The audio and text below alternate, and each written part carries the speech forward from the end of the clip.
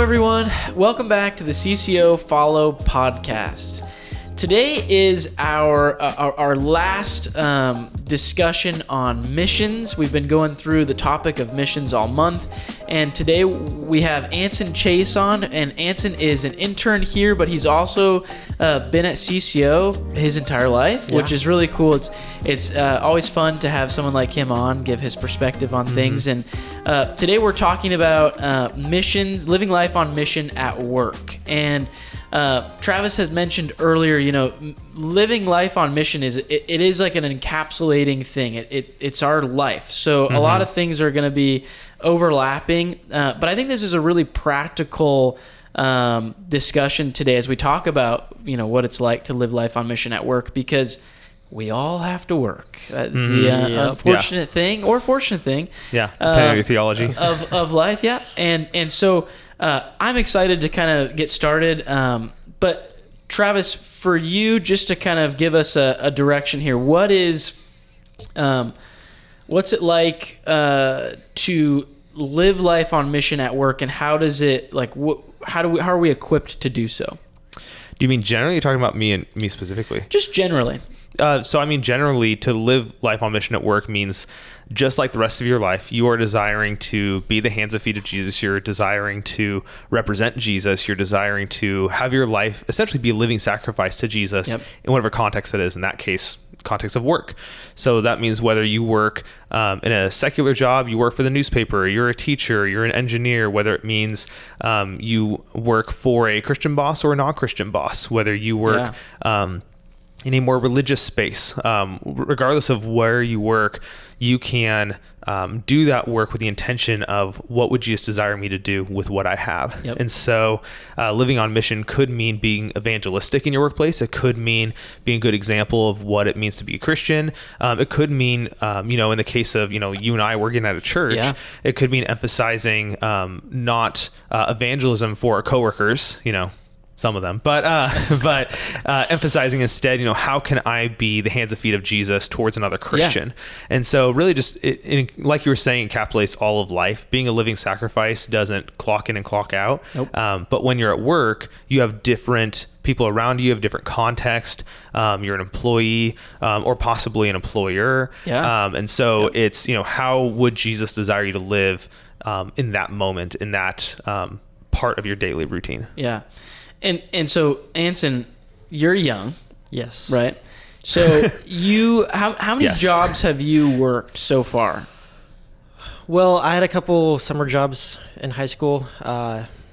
Since high school, I had one that was just for a short season, just a summer job because of fishing season. Right. And then... Oh, that's right. Since then... You're amongst all the sailors. Yeah, that's cool. Since then, I've had two jobs that I would consider... that I would consider I actually had a job. I had one job that was like for a week. Yeah. But that was about it. Yeah. So the job, I'm really curious to know about your fishing experience. We'll get into that. But your job now, you work with a lot of other Christians. And so it looks a little bit different than maybe where Travis used to work and where I might have used to work. But I'm curious just for you, what is it like living your life on mission at work with other Christians? And Travis kind of alluded to it, but how has your experience been so far? So a lot of it is just a really big encouragement. I would consider majority of them my friends. I've been at this company a little over a year, and some are so close it's almost like family. Some of them. One is literally family, is why I say that. The other, family of God, but so a lot of it is just, it's a huge encouragement. We are just very open with, hey, what have you been struggling with? How's this going in your life? How's this going in your life? Which is a huge blessing. I work for a construction company, and that's not always the environment you're around. Oftentimes it's not. And so, and even with subcontractors there, we are just very open about talking about what is important to us, the family of God, and living on mission.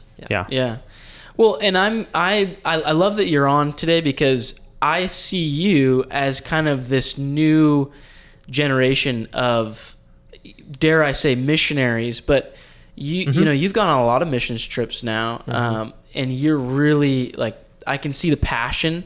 And so I'm curious, just based on, you know, what it's like to go on mission and then to come back to your everyday life.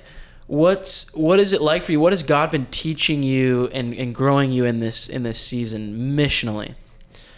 Missionally, it's definitely an adjustment coming back to everyday life. Yeah. When you, I've gone on a lot of short-term mission trips. One of them was earlier this year in April, and I went to Dallas, Texas, and it was a lot different than I expected it to be. We really didn't know a lot about what we were doing when we went there. But we just got really cool opportunities that I wouldn't even think would be even a possibility in a normal life. We got to go into public schools and basically tell the special needs students, we got to hang out with them until lunchtime, and tell them about Jesus, play games with them, and stuff that, well, at least in Olympia, is out of the question. Definitely. And so just a huge wake up call of that is a possibility of reaching these people that we find unreachable. But going back to work after those times, it can be tough because you're looking for those opportunities that seem so easy to find there. Yeah. But a lot of people here are way more closed off to it. So in those times, it's really just encouragement is necessary from other believers, but also just pray and ask that God will give you those opportunities, because he does provide those opportunities if you ask.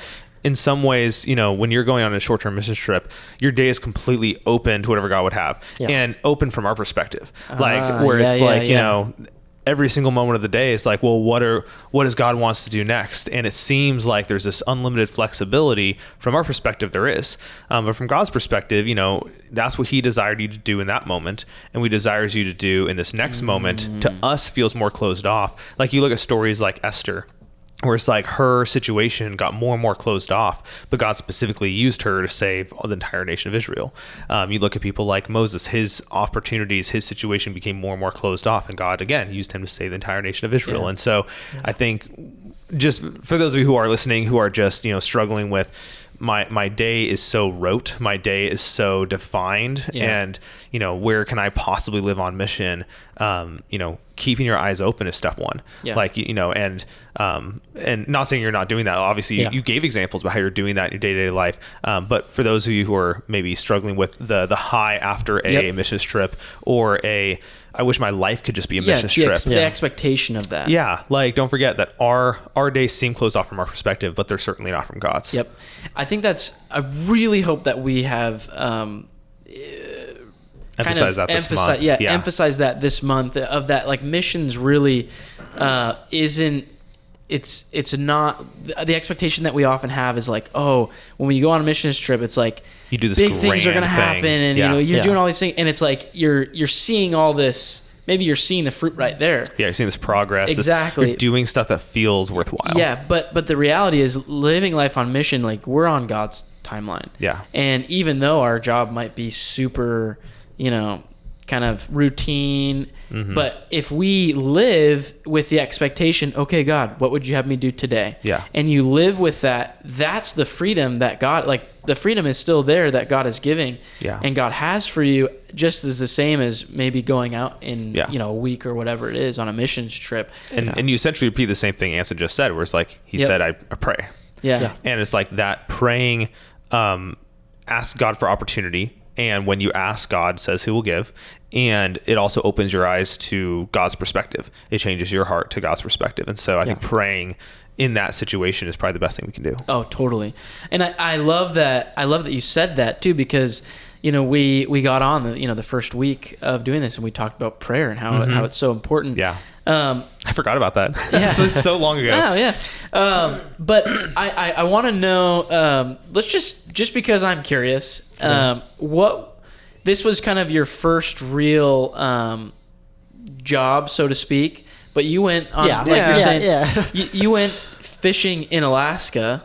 What was that like? Tell us about that, and tell us how, maybe you're like, man, I look back on that and I wish I was more missional and how I was living there, and maybe it's the opposite. But tell us, what were you learning, and what was the experience like?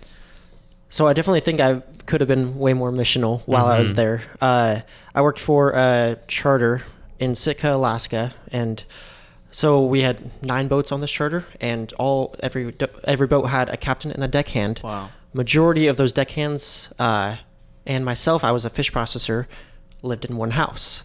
So there were 11 of us living in a 3-bedroom house. Now, is this house on the boat? No, this house is on the dock. We're actually on the dock. Just like up the ramp from the dock. So it's like looking over the water. Yeah. I was very fortunate to have someone encouraging me in my faith. The other fish processor was a Christian and somebody I had known for several years at that point. And because it is a very discouraging environment being around. Yeah. Well, especially people that come back off the boat and don't want to do anything. You're just exhausted. Yeah, they're living for themselves a lot as well, and they're not looking out for anybody else's interest, which can be a very frustrating environment. Yeah. But this guy, Ryan, who was that other fish processor, he put it in perspective. He's like, hey, here's what they're going through every day. This is an opportunity that we have to just show them what Christ would do.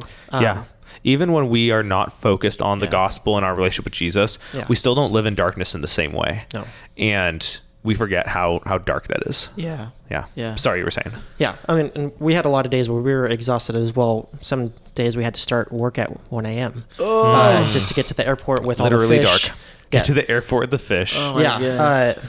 So we was it dark though? Because it's summer in Alaska. I don't know how far. So 1 a.m. man. This is Southeast Alaska. Okay. And at the beginning of the summer we had about 2 hours of darkness for the whole day. Oh my god. Towards the end it was like normal days here. Okay.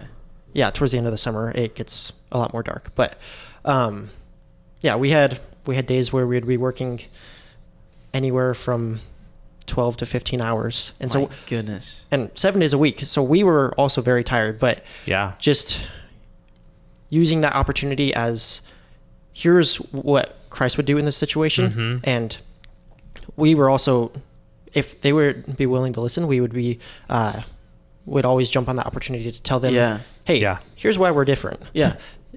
We don't hate life while we're up here. I know a lot of them just work and then they just work for the 4 months of the summer, and then take a few months off or go to school or whatever. They're doing this so they can make a ton of money in a short time. They're not doing this because they enjoy it. They're not doing this because it sounds fun to them. Parts of it are fun, but also it is brutal. So I lost my train of thought. Being a witness, I think that's so important because just because, and we're just reiterating ourselves here, but just because we're doing something that, doesn't necessarily give us a lot of opportunity, doesn't mean that God's not using us as being witnesses. I mean, he calls us to do that. And so I love that you talked about how your friend was encouraging you to say, hey, you got to be a witness here. This is how they see us. And I think that's huge. Yeah. Sometimes I think the most missional thing we can do, he was, if you just take the 11, don't take the 9 boats, just your one boat. There's 11 guys, 2 of them were Christians, and one of them decided the most missional thing I can do right now is encourage the other Christian with me. Yeah, that's huge. That is huge because I think sometimes we think living missionally is all evangelistic. And it's like, no, living missionally means you are living like Christ. Yep. Christ is embodying you wherever you are. Yeah. And, look at how much Jesus met with his disciples and encouraged them. And we're told to be the body of Christ. Like you were saying, you were working 7 days a week. Yeah. You weren't going to church. That was your church. That other person was your church. Yep. And, there's, we just forget that so often of just, living missionally is focusing on the lost. It's like, what about the person who's a Christian with you? I had a similar experience when I worked at Starbucks. It was about 11 to 13 people, and there was only one other Christian on the entire staff. And I remember trying to encourage him in his faith anytime I worked the same shift as him. And, it's so easy to focus on the lost as that's what missional living is. Yeah. But that's half of missional living. It is, in some ways, you might perceive as the greater part because we should be living community in other places. but it certainly is not the only part. It's not the only valuable part. Yeah. But like you said at the very beginning of what you were talking about, Anson, you'd said that, in hindsight, you could have lived much more missionally. I think it's an important thing to note, because I don't think there's a single season a person has ever lived where they looked back and say, it was perfect in that season. Yeah. Not just perfect, but just like there was opportunity I didn't even notice. Yeah. And there was opportunity that just went by completely blind to it. Whether it be, I had kids and I didn't realize how much freedom I had before, or I left that job and I didn't realize how much opportunity I had before. That we, as humans, we just tend to look at our situation blind to our circumstances, and we're just in it. And it's just hard. It's hard to get out of your situation and look at, the harvest is ripe, That you reminded me of one of the first jobs I ever had was in college, and I was event tech setup at WSU at the Cub. If somehow you're seeing this and you know, and we would, our job was basically there'd be like maybe 6 other guys on shift at one time. And we would be the dudes that set up, and dudettes that set up all the events happening in the Cub, which is the student union building. And so we would get called in at like 4 a.m. to do these jobs, because they have to be set up like when the Cub closes and all these different things. So it was not as tough as Alaskan fishing. Doesn't sound easy though. But for me, it was very difficult. Yeah. And it's so easy just for me. I think back to what Travis was saying. I just went in and I did my thing. I didn't talk to anybody, and I went out. And it wasn't until, honestly, the last month that I was working there that I realized that this guy that I had been on shift with he was like, we were just the 2 people that were on the same shift all the time. Yeah. It was like I forget how it happened, but it was like we mentioned that, like, oh yeah, we go to the same church. So it's like, I just wasted this whole year of, we could have been encouraging one another and being the witnesses and all these different things. And so it was kind of my wake up call, I think, for me. And so it just was one of those experiences where I just really encourage others now. And I encourage myself to, like, get out and just talk to someone. That's the start of it. If you're working, just have a conversation, get to know somebody. Because if I had that conversation with that guy a year ago, I mean, it could have looked way different. Yeah, so, for absolutely. Sure. Yeah. So let's kind of dive into, and this is going to be kind of going away from where you work now, but you mentioned Starbucks and, your experience working there. I know you've worked a ton of other places, but when it's focused on, when you're in a place that is, I'm going to use the word dark, but it's pretty well lit. Yeah, where there's not a lot of Christians in those places. What is that like? What should we? And we kind of talked about witnesses, but how can we be the light in those places in a way that isn't just kind of being the witness? Like, how can we reach out? What is the best way to do that, if even possible? Oh, it's not possible. Impossible. Yeah, Anson, be thinking of any specific stories, but generally, I think that when we live on mission like Jesus, it means we meet people where they're at. And so, specifically in my Starbucks experience, there was the guy who was a Christian. And so we talked about church, we talked about Jesus. There was a guy who was extremely philosophical, and he would just come to me and ask questions about, the Bible this or the Bible that, or, how does God deal with the problem of evil? He was just very philosophical like that. Then there were people who, had no care about religion at all, just try to be a good person. And so we would talk about, well, what is that, ultimately, can that, what does it look like at the end of your life? Like, does that lead to anything beyond this life? And talk to them about, where they were. I think about Jesus, how he met, the woman at the well so differently than Zacchaeus, so differently than the rich young ruler, so differently than the woman caught in adultery, that he met all these people where they were. Yeah, and exactly, so I think one great way you can meet people where they're at is by simply being a really good example of a Christian. Majority of my coworkers not being Christians at that time, when you're in a fast-paced environment like a coffee shop, there's always mistakes. There's always, you did this and it hurt me in this way, and then I had to pick up your slack, or, you weren't quick enough, so then this problem happened, or what have you, misunderstandings. And I became known as the person who's going to apologize. And not just be like flippant, just like, oh, I'm sorry. But just be like, no, I'm sorry. Like, I messed up. Yeah. And, I actually had one of them come to me and be like, why are you like, why? And, I got to share the gospel of like, this, and even just being known as someone who's willing to apologize. We live in a society where people, especially Christians, are viewed as like you can never show, lack. You can never show need. You can never show perfect all the time. Never show weakness. Yeah. And so I just showed the opposite. It was like, yeah, I'm not perfect, and not being perfect and being willing to apologize doesn't break me. Is perfectly fine. And that was so different than my coworkers who were trying to be the best people because they thought that would be, that's how you make it in life. Is you're just perfect. It helped the people who knew I was a Christian, even a pastor, and would be like, he's apologizing to me, like a gay non-Christian. Like, what the heck is this pastor apologizing to me? And it really changed the playing field, and it changed their view of what the gospel means. And so I think really just being essentially a good Christian is sometimes life transformation and gives opportunity for conversation too. Yeah.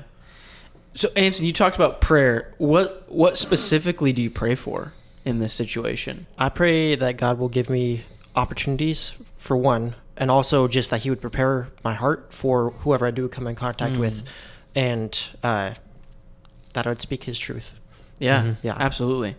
I think about, I've actually worked kind of a lot of different jobs now that I think about it. It's so hard to stay hireable and, I think about, because I had a job where I worked in downtown Olympia. I actually worked at Wally's Sandwich Bar. Well, wait, it's kind of downtown. It's not necessarily downtown. That's not downtown. I would consider it downtown. No, it's not. It's right behind the church here. Try by grocery outlet people. That's the west side. And there was this. I think I think it's the greatest sandwich shop we've had, Thurston County. Period. It's unfortunately not there anymore. Yeah, the public didn't think so clearly. They did though. They really did. It was amazing. And so my job, literally, it was a summer job, and they didn't want to hire me because they usually want, they don't want just to train somebody up just to have them go.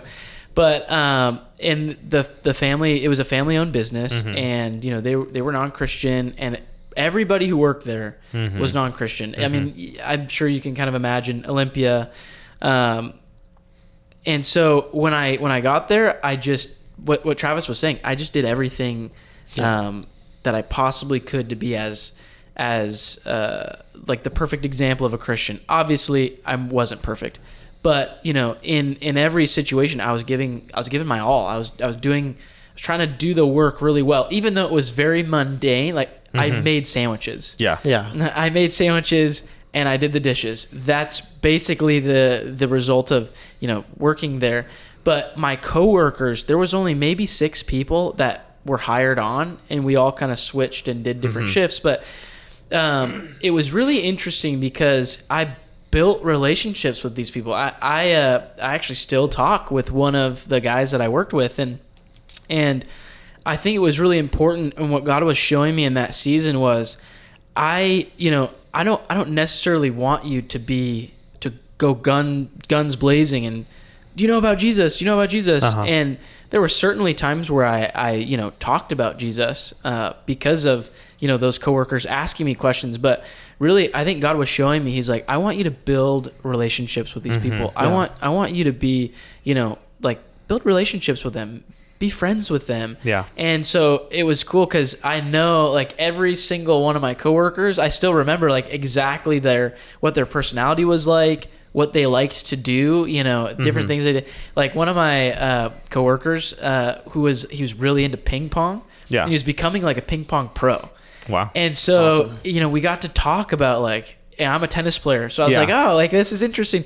And we just had these conversations, and they would inevitably lead to, oh yeah, like I go to church, I believe in Jesus, and what does that mean? And Yeah. I think that's it made the job really enjoyable for me. Not only did I love it because I was basically making people happy by making their sandwiches and giving them food, but it never felt like a chore, and a job that to everywhere, every one of my other coworkers was like, I got to go to this job. I was like, I was really looking forward to it because it was about the relationships. And, we're talking a lot about work, but again, this is where living life on mission kind of encapsulates everything. And, we've talked about living life on mission at school, but I'm curious for you, I don't know if you were involved in sports or clubs or whatnot, but how, I don't know if you have any stories about, living life on mission, maybe in a place that there isn't a lot of Christians, and maybe that's fishing, but, what is it like for you? How has God been showing you ways of being that example, but also building relationships with people that maybe you wouldn't want to build relationships with outside of it? All right. Well, I got a couple examples. Okay. So one of my summer jobs when I was in high school, I worked for my track coach at a moving company. That is not easy work either. And there were, I don't know if you guys know the stereotypes about people who work at a moving company, but they're not the nicest people, not the cleanest people. And, good to know. Yeah. And it is a very spiritually dark area.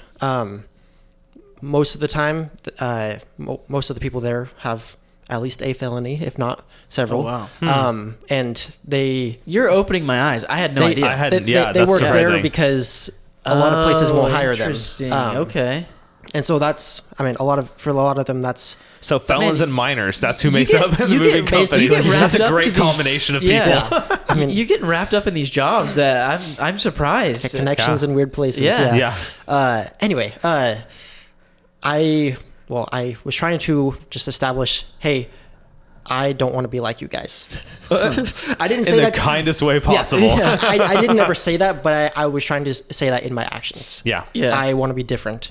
And there's this one guy, and so something that's always bothered me is swearing. And I've been around it a lot, but it always bothers me. Yeah. And there was this one guy who was one of the mechanics for the trucks, and he was Christian like a sailor, and I just asked him, I was like, hey, would you mind if you don't do that? Like, would it be cool if you didn't do that? And he's like, sure. Like, that's something he probably had never been asked before. Interesting. And then even after that, I'm forgetting his name now. This was several years ago. But whenever somebody would be swearing and he sees me, he's like, hey, stop that. Hanson's here. Oh, interesting.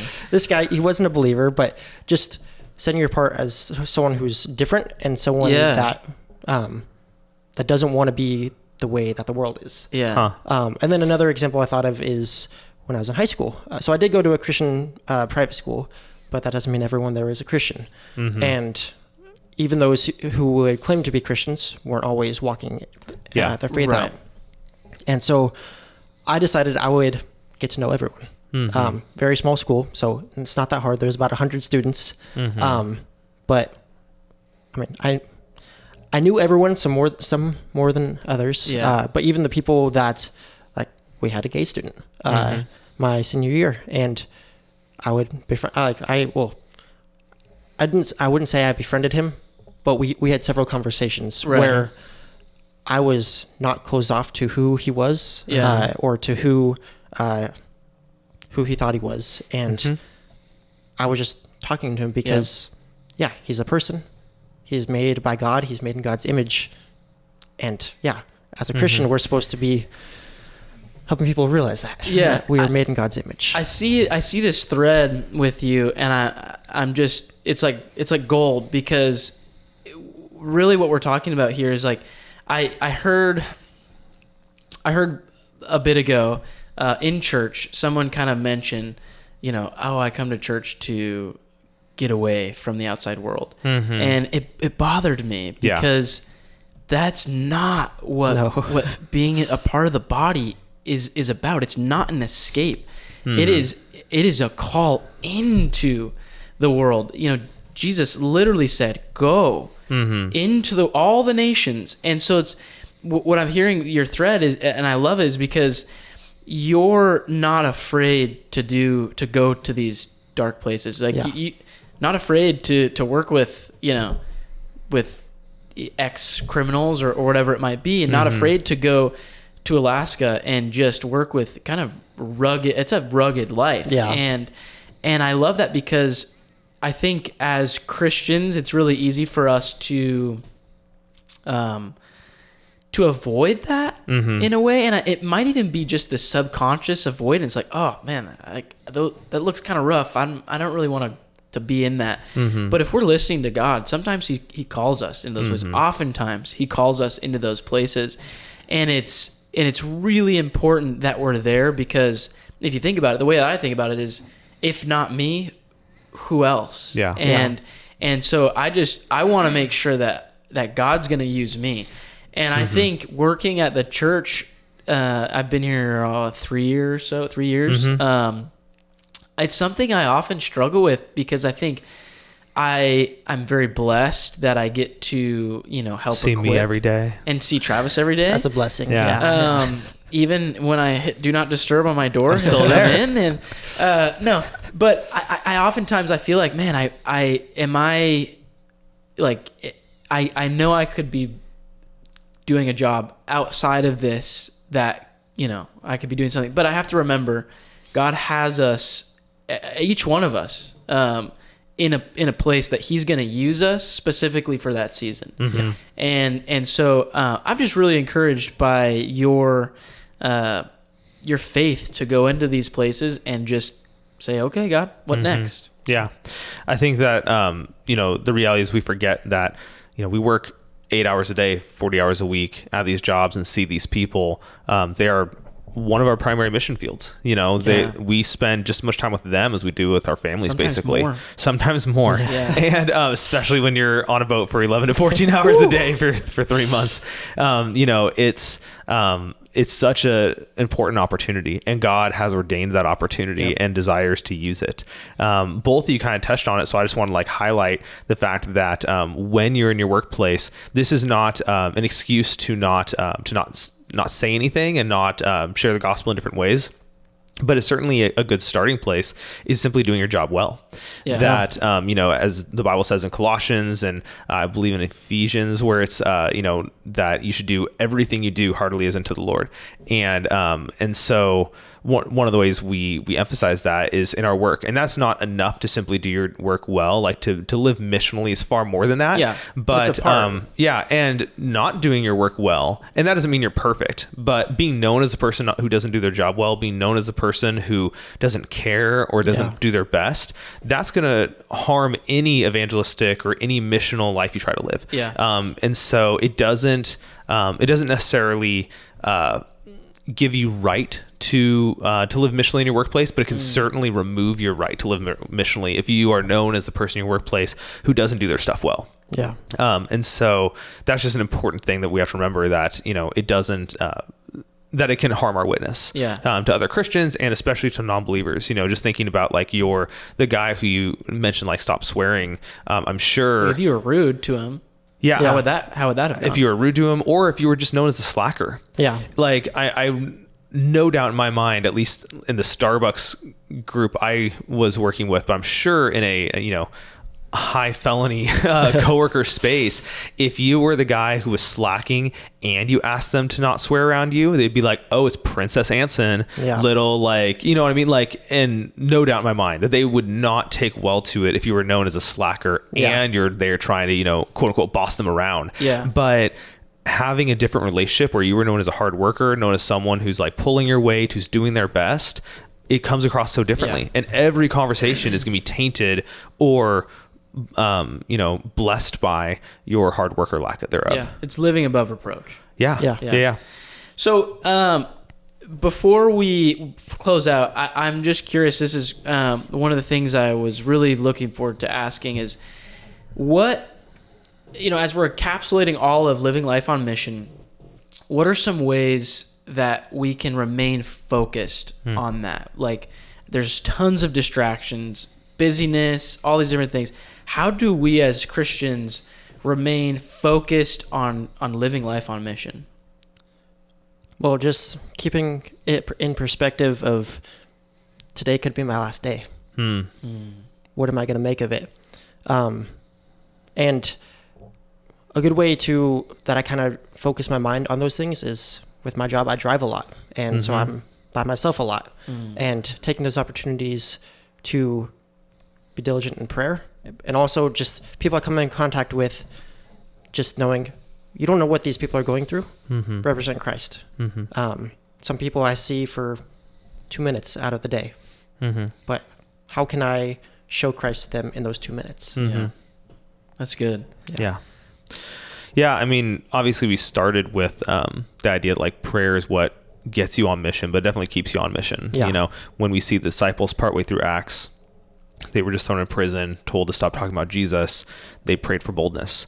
They, and they continued everything throughout Acts. They continue to pray, and we see them continue to pray. We see them continue, everyone talks about Acts, 2:42 and how they gathered daily.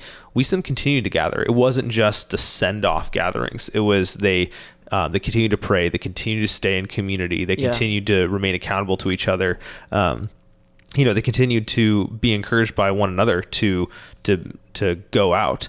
And so I guess make sure you have people around you who aren't merely just the people who are Christians around you to, we sit next together at church, or we say, hope you have a great week, but it's, but they're deeper than that. And they're saying, hey, we're praying for your week, your upcoming week, and that you can be, on mission with your coworkers. That you have people in your life who are, driving you towards that and are of the same mind, same heart, same desire. Yeah. I think, kind of keying off both of you guys, it is so important for us in anything that we do. It's the way that I think a human works oftentimes is that we are focused and we do things that the majority of people around us are doing. And so I think of like with your friends, you end up, you have the same vernacular, you end up talking the same way, acting the same way as your friends. And so part of this is, and what I do too, I'm the same way. If I'm ever alone and I think, and I have this opportunity, I realize I'm alone right now, I'll just pray. Even if I kind of just want to just be chill, I'll still just pray, because if I'm in constant prayer with the Lord, if I'm constantly thinking of the Lord and just communing with him, then that's going to carry on to what I'm going to do next. What Anson was saying, and what you're saying is, if I'm surrounding myself with people who are like-minded, who are seeking after Christ, encouraging one another, it's easier for me to do that, because I'm not going to be as distracted elsewhere. And I'm excited because, you mentioned community. That's what we're talking about next month. So there's your sneak peek of what we're doing.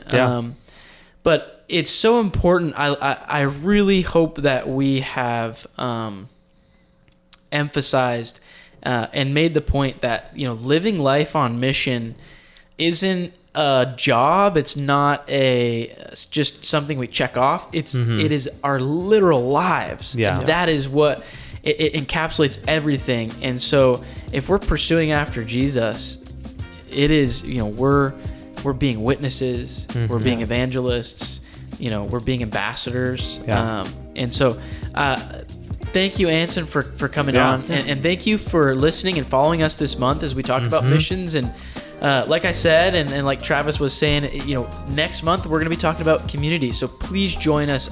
We're really, really excited to talk about that, because community is so important, and it's in every single thing that we do in the Christian life. It's by God's design. So thank you so much for joining us, and we hope to see you next week. And as always, God bless.